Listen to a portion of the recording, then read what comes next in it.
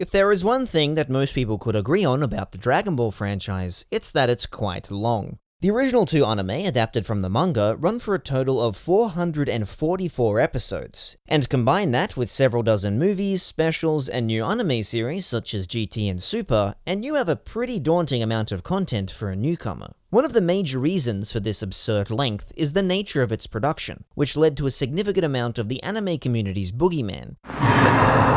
Filler is near universally despised in some areas of the community. The sheer amount of websites devoted to identifying what is filler and can be skipped is pretty insane. Shonen and fighting anime are particularly affected by filler, and Dragon Ball is one of the most oft-derided shows in regards to how it was used. So much so that Toei re-released Z in a tightly edited down version in Dragon Ball Kai, which certain fans, and Funimation's marketing team alike, deem the true version. However, in this video, I'm going to be offering a hopefully relatively short case for the filler in Dragon Ball and Dragon Ball Z, how some of it is really good, some of it is really bad, and how ultimately filler deserves just as much a chance for evaluation as any other portion of a story, canon or not. First of all, we have to define filler, wherein reveals the problem. Filler is largely a community-created term, and like most community-created terms, it has a different meaning depending on which community is using it. In most creative writing or literary circles, filler has traditionally referred to the sections of a story that could be removed without disrupting the plot. And within television broadcasting, it historically referred to the placeholder graphic or video they would play in case of technical difficulties. However, within the anime community, it is almost exclusively used to refer to material not present in the original source, usually a manga or a light novel, and it often has very little to do with the general pace and structure of a story as a whole.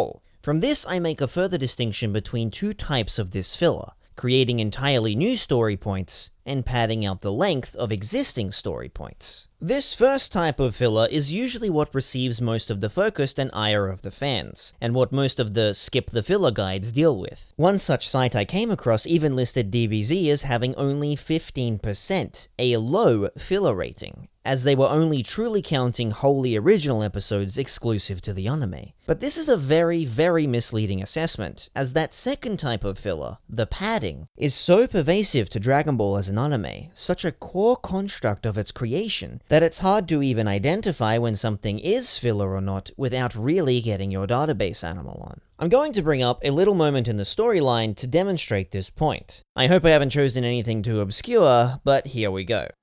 The first Super Saiyan transformation in the manga is near instantaneous, happening all within 1 page of Krillin's death. But as I'm sure you're more than aware, the theatrics are far greater in the anime version. It's a 2-minute build-up, full of intense shot composition, visual teasers of the power to come, Goku trembling to contain the rage and power, the environment shaking at the raw energy, the score filled with awe and dread. Easily the most iconic moment from the entire franchise, and the vast majority of it is, in the strictest sense, filler.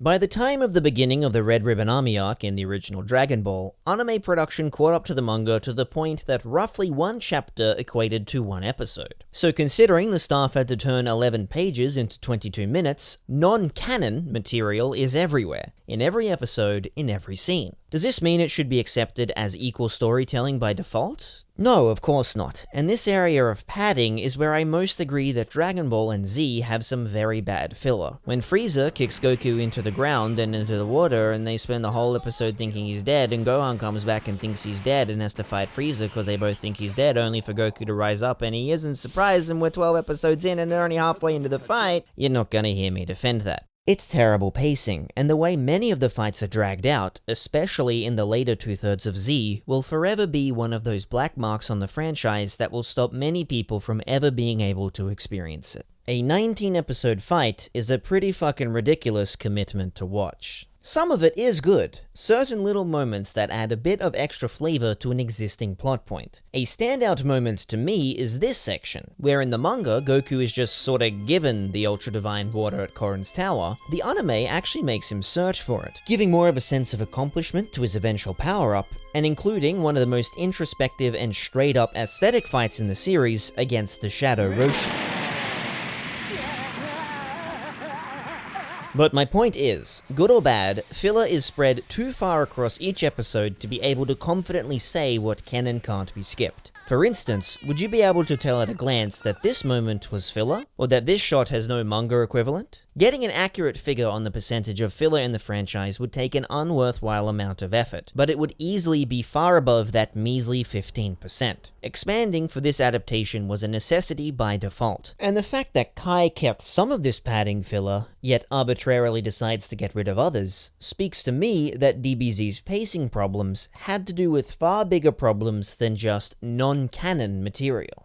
So that now leads us to the second type of filler, that 15%, and the reason someone went to the trouble of finding that statistic. The words filler arc seem almost taboo, with certain shows such as Naruto, Sailor Moon, Rurouni Kenshin, Pokemon, and Inuyasha being noted for their incredibly lengthy spans of poor quality filler episodes, in some cases airing for well over a year. Despite the rise of the one-core anime in recent decades making lengthy fillers less common, the lingering memories seem to have left a strong impact. Even with its 15% filler rating, Dragon Ball and Z are often lumped into this same camp. Despite that, their filler arcs and episodes actually have quite a few marked differences between its contemporaries that make them, in my opinion, of far better quality. For one thing, they're usually rather short compared to other long-running series, usually around 5 to 10 episodes. The placement of the filler arcs is fairly smart in not disrupting the flow of the main arcs, and these arcs can often give focus to characters who sorely lack it, especially by the time of late Z. And as much as I love the manga and overall think its pacing is more consistent than the anime, the filler in the anime expanded on two important areas that the manga tends to gloss over: training and downtime. As one of the originators of modern shonen manga, training to beat a seemingly insurmountable opponent is basically the core concept of Dragon Ball. The first tournament arc showcases this importance in full, the first half of it solely being devoted to the process of training under Roshi. First, we see them need to be accepted and found worthy of Roshi's tutelage, followed by preliminary tests of their abilities for several days afterward. It shows the first arduous day in complete full, followed by the realization of needing the turtle shell for the next whole year. We see snippets of the struggle, a halfway point where they really start to see the fruits of their training, to finally the last day, where they remove their shells and see just how far they've come. The incredible feats the boys managed to pull off at the tournament feel far more justified, as the entirety of the first half of the arc was devoted to the struggle to reach those heights. Unfortunately, this process starts to get streamlined and shortened into a formula, of still focusing on the difficulty of the first day and the results of the labor, but a steady trimming of the middle, the actual grunt work of the training. By the time we get to the Saiyan arc, we go from 4-year-old Gohan, a helpless baby, lost in the wilderness, afraid of heights and crying for dim sum, to 5-year-old Gohan, living off the wild, confident, sword-wielding, and chasing dinosaurs around to harvest their meat, all within one chapter break, all completely between panels. This trend carries all throughout the Z portion of the manga, and barring a stray scene of Goku gravity training towards Namek, or the tender moments between Videl and Gohan during the flying lessons, for the most part, training in the manga is basically boiled down to a weight loss before and after photo. This is where the filler kicks in, and brings back that hard grunt work of the 21st Budokai. So rather than happening between panels, we actually get to see Gohan's survival skills grow over 10 episodes, full of struggle, loss, new friends, and this brilliant scene, where he manages to find his way all the way home on his own, only to go back at the last moment in a sense of duty. Or rather than being revealed of Piccolo's love for Gohan during his sacrifice, actually being shown it slowly burgeoning across the months leads to the scene feeling far more poignant.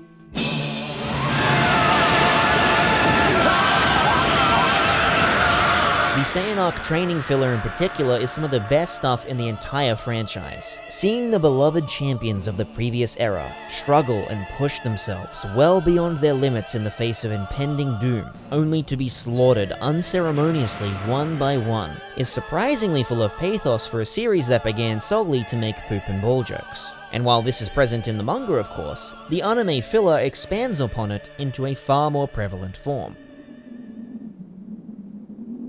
The other training sections of the series benefit as well, as actually getting to see young Goku go on adventures around the world, or the warriors isolating themselves in the Room of Spirit and Time, is ultimately far more satisfying than just being told that they did.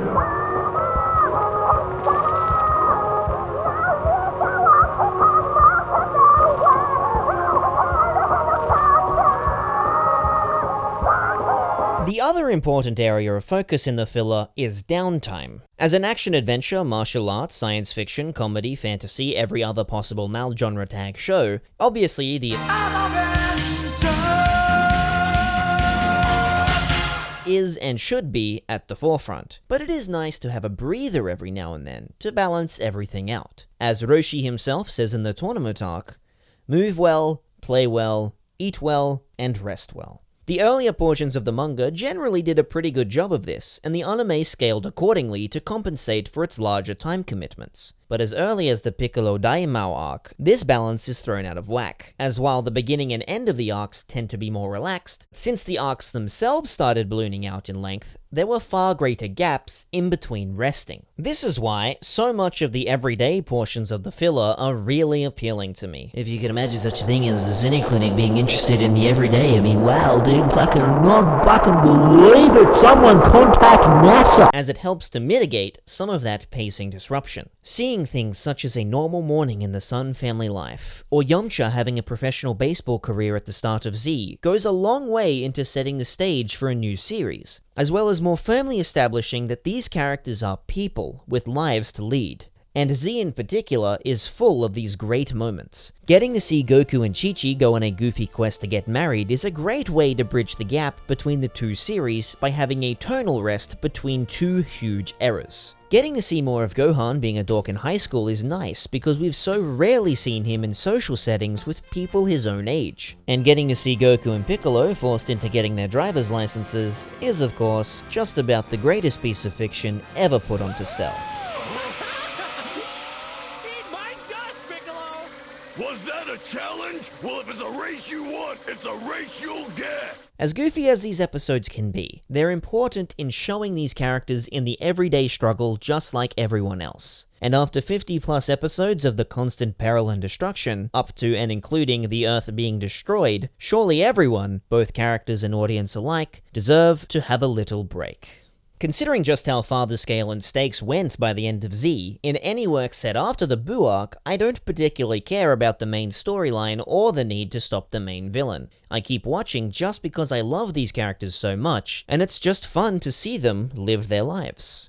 Finally, we come to the most traditional filler arc of the lot. The Garlic Jr. arc gets a fair amount of flack, mainly for its wonky sense of direction and lack of consistent tone. But I think its inclusion is worthwhile, as it is notably, barring some of the games maybe the only time in the main franchise that a major arc villain is defeated without any input from Goku.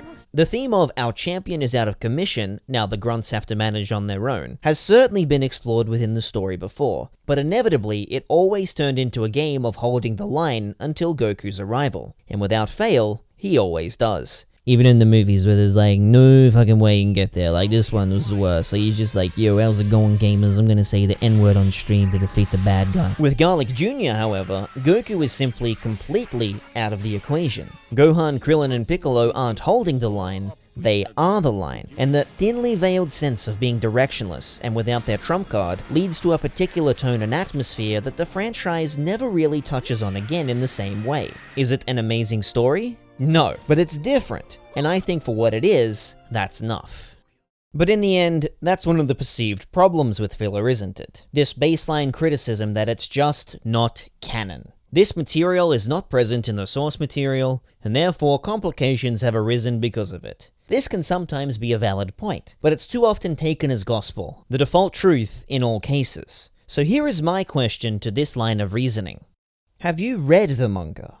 And let me be clear, I'm not trying to gatekeep here, or imply that your opinion is invalid if you haven't read it. The manga is after all just another form of media. In the majority of cases, I don't think reading the source should be a prerequisite to an adaptation, and I think with Dragon Ball, anyone saying something like that is pretty elitist. But this is my exact point. If you haven't read the manga, yet still don't like filler on principle of not being canon, then what does canon actually mean? Why is filler such a hated thing on principle in the community? Why do so many of these skip the filler websites exist? It's incredibly strange to me that there is this inexplicable faith that the manga's pacing was superior by default in all cases, without ever actually experiencing it for yourself. If it's solely a time thing to skip the filler, I can understand a little bit more. but to me it seems largely done in a search for some sense of constructed authenticity, to be able to say, I watched the true version of this story. And what about the situation in Super? The manga and anime versions of Super were released side by side, as different interpretations of a brief written by Toriyama, and as such, no material in Super is filler by the anime fandom's definition.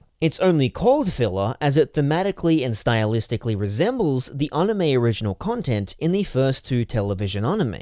But is this a bad thing? Maybe it's indicative that this method of storytelling is so intrinsic to Dragon Ball in an anime form that not including it would be missing something? Maybe we should stop thinking of it as filler and instead start thinking of it as buffer or space or something. I don't fucking know, not everything needs a punchy label. And as filler shows, community-made terms don't make for the best critical foundation. But I believe that a franchise largely about protecting the peace of Earth from hostile forces all the time should at least, on some level, save some time to show that peace. Not all filler is good, that should be more than obvious, and not all filler in Dragon Ball is good. As I mentioned, I will be the first to condemn scenes such as Cell and Gohan spending 10 whole minutes charging Kamehamehas all the while trading back and forth. Oh, I'm gonna do it, you better believe me, I'm gonna fire it, just you wait, it's gonna come, I'm telling you, I'm gonna fire this fucking Kamehameha, and I'm gonna say the N-word. But filler is just another storytelling tool, regardless of whether it's brought on out of creative choice or necessity. And like all tools, it's the people that are using them that really matters. Can it be done poorly? Of course. Can it feel more personal and make distaste stronger when you have such an attachment to the original? Sure, and that's natural. And on this very channel, I've discussed such alterations before to an excessive and overindulgent degree. But there is one thing an adaptation can never do, no matter how heinously it may mangle the point or miss the mark, and that is erase the original from existence. One version existing does not take away from the other, and one version expanding with original content in it does not mean it was inferior, simply because it's not the original. And when many people haven't even experienced the original for themselves in the first place, the whole thing just seems like a pointless exercise. In the case of Dragon Ball, I think the filler gets far too much of a bad rep, seemingly for no other reason than it's there. A lot of it certainly is sloppy, and there are more than a few brown notes, but in many cases it expands upon the foundation set by the source, and in others, offers a unique perspective into an aspect of a franchise that has been steadily overshadowed by constant screaming by big bulky bada-bait men as they endlessly punch each other in the face. Between the anime and manga, I can't rightly say one is better than the other. They each do different things better and worse, even when it comes down to individual elements of pacing. Ultimately, when it comes to filler, all I think it means is there are two versions of the original Dragon Ball storyline. One you can finish exceedingly fast depending on your reading speed, and one you need to devote a couple of months to. Plus the 187 different versions and spin-off manga and OVAs and movies and OVAs and games and movies and games and movies and OVAs and games all built more than other games that tell the same goddamn storyline over and over and over and over. So my ultimate message is, if you're short on time, I can understand a little bit more. But don't just deride and skip arbitrary portions of a work simply because a community-made website told you to.